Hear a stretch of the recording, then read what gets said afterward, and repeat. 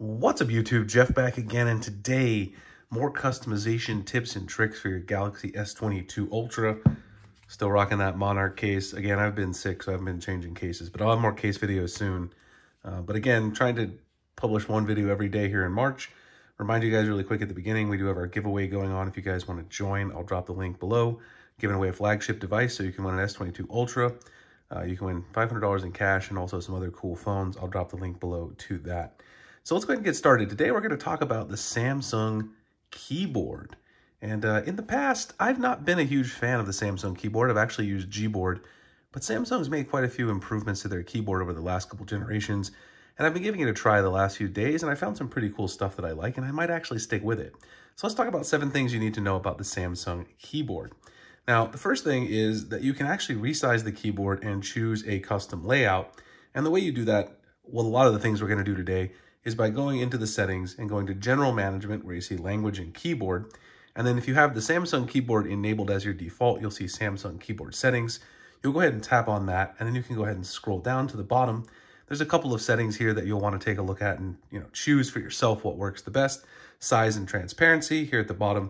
It'll just show you, and you can resize this by highlighting going up or down. Now there is a maximum and a minimum size that you can choose.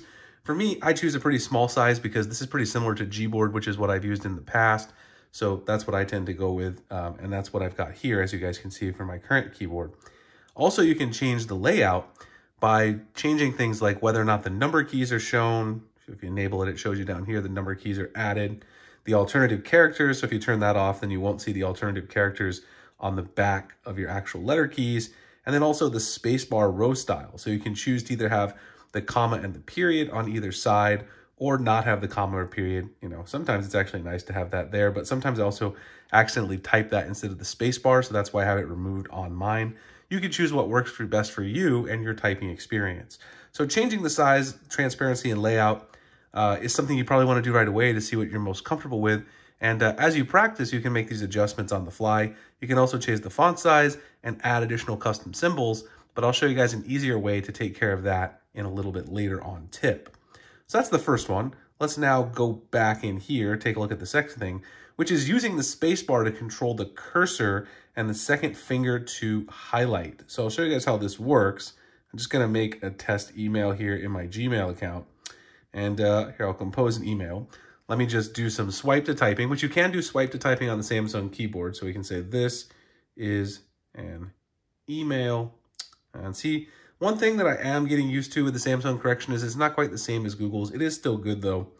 And so what you can do is you can actually hold down your spacebar and navigate the cursor. You guys can see how I'm navigating the cursor there.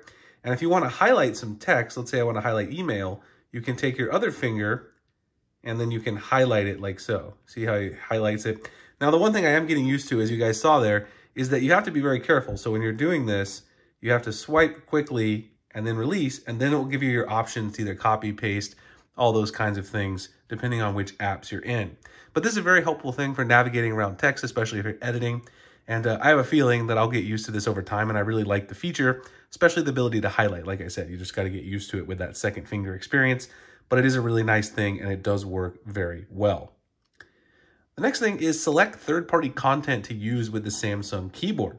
Now, this is something that, once again, we can access within the settings menu. So I'm going to go back to the Samsung keyboard settings.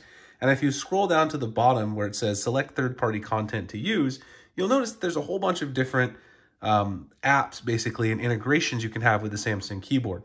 You're probably going to want most of these, I would imagine. Maybe you don't use Bitmoji. I don't really use it that much. Some people might. But Giphy, Spotify, Google Translate, and YouTube search results within the keyboard are really big ones, as well as having the Grammarly writing assistant built into your keyboard. So if you have these things turned on, now when you go into your Samsung keyboard, again, I'll go into compose an email, you go over here where you have the search tab, and we'll talk more about some of these other functions in a second. The search tab now includes a bunch of different things. So you can search for emoji, stickers, and more. And you can also get recommendations from those other services and apps, including you can go in here and go to YouTube, and you can actually search for a video that you want to insert into your text message or email, etc., which I think personally is a really cool feature. If you're looking to share a video with a friend or something like that, and you want to find it, maybe you don't have it up, directly in your YouTube app, but you know about it, you want to search and insert the link to share with a friend. So that's something you can do. Add all those third-party integrations that you're interested in, which then brings me to the keyboard menu shortcuts, which I just showed you guys in the last part. The keyboard menu shortcuts, very simple to use. They're right here. So you notice this little 3-dot menu. That's what I'm talking about when I'm talking about the keyboard menu shortcuts. There's a lot of things here you can do. One of them is handwriting while using the S Pen. I'll talk about that in a second. You can translate your handwriting to text. That option right there is very useful. That's another one of my tips. You can search, which I showed you earlier, Bitmoji, all those different things. You can translate, which is a very accurate translator, right? You can translate from English to another language. Let's say, I don't know, French. You can say hello, and it will translate it for you automatically and then insert the text into your message. So that's a really cool feature, the translate feature. But there's a lot of cool stuff in here. YouTube search, Spotify search, if you have it turned on, you have your Spotify, your emojis, your GIFs, Bitmoji, AR emoji. You can actually edit that keyboard size that we were talking about earlier from in here.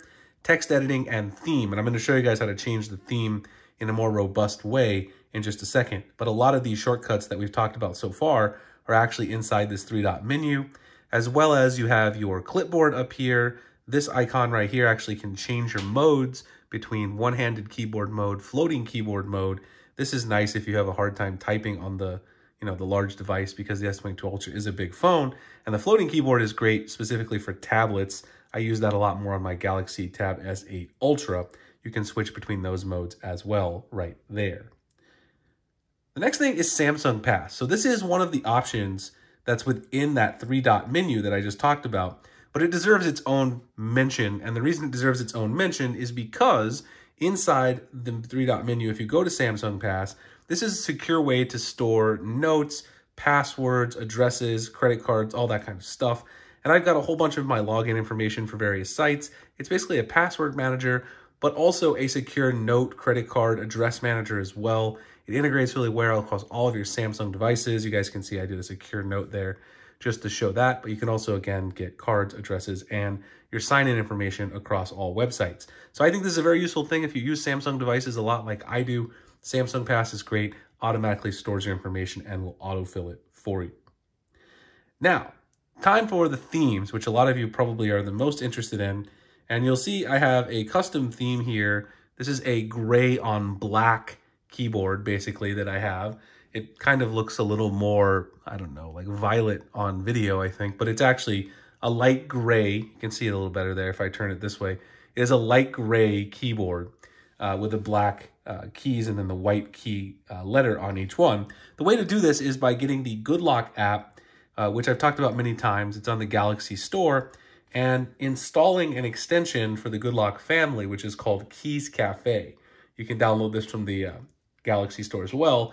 Tap on Keys Cafe, and you can do a couple things here. You can make your own keyboard, which allows you to change the layout. There's some predefined layouts. You can also make your own layout completely. You can also add custom symbol menus, which is really useful for me as a math professor because I use the math keyboard more than anything else. It's got all the custom math symbols. So now when I go to my symbols view, I have this enabled. So I have all the math symbols I need. And then down here, you can style your own keyboard, which allows you to get a custom theme. You can have not only custom themes, but you can also have custom effects. So on this one, you guys can see I've chosen that gray theme, which I already showed you. That's enabled at the top. And then over here, you can actually customize what the keys do when you type and you get your haptic feedback. You can see how it's changing colors there. And you guys probably saw earlier when I type in Gmail, you can see the colors right there at the bottom. So you just see the color on the effects at the bottom, which can be a little distracting for some people, but I think it's pretty cool. And Keys Cafe is a great GoodLock extension to use. The last one is S Pen handwriting to text. And this is something that if you have an S Pen and you have a good reason to do it, it can be very useful. So the way to find this is once again inside the Samsung keyboard settings where you've got handwriting and S Pen to text. You can actually use the S Pen inside search fields to do any kind of writing. It'll convert it to text as you want. You can also edit by doing various little edit commands after you've typed it to insert information. I think it's kind of fun, especially if you're a writer or someone who does need to edit quite a bit. This is something that I find useful. The one thing I wish they would improve a little bit, and I'll show you guys here, using one of my favorite math apps, which is Wolfram Alpha, is the math type isn't really as good as it could be. So if you use this to go into the field here, it'll bring up a place here where you can do your handwriting. So you can do like x plus 5 equals 7. And it will put it in there, but if you want to do something like x squared, it doesn't correctly convert it to math type inside this tool. I have to play around with this a little more because Samsung used to do a really good job converting things to math type, but it doesn't do a really great job here. But you can also search in the search bar up here just by writing. So I can write Android up here. My handwriting's terrible, so it didn't quite get the word right, but I'm also doing it behind the camera. In general, it works pretty well. I don't know that it's faster than actually swipe typing for me, but it is an option that you can use your S Pen, and you can also use it for editing.